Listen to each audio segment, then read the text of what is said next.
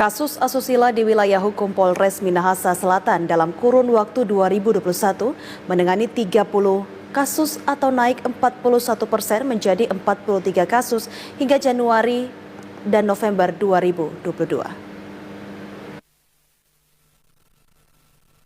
Tindak pidana kekerasan seksual dan perdagangan anak yang masuk dalam komposisi kasus asusila di wilayah hukum Polres Minahasa Selatan sepanjang tahun 2021 menangani 30 kasus atau naik 41% menjadi 43 kasus hingga posisi bulan November tahun 2022. Kasat Reskrim Polres Minahasa Selatan, Ibtu Leslie Lihawa menjelaskan, kasus sudah dilakukan P21 atau pemberitahuan bahwa hasil penyidikan sudah lengkap. Demikian untuk tahap 2 juga sudah dilakukan. Namun ada beberapa kasus yang masih dilakukan penyidikan dan tahap 1 sudah ditangani kejaksaan. Kasus yang paling menonjol adalah persetubuhan dan kekerasan seksual, didominasi usia 8-16 tahun.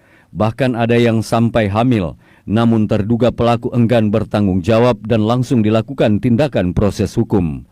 Kendala yang dialami penyidik adalah pendampingan pemulihan psikologis anak karena trauma atas peristiwa yang ditimpanya.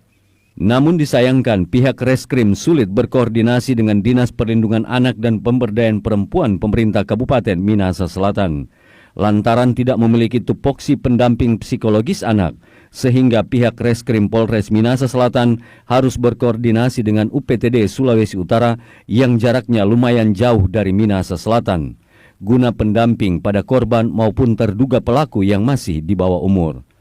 Rata-rata terduga pelaku berhubungan erat dengan korbannya, seperti keluarga, tetangga, dan orang dekat.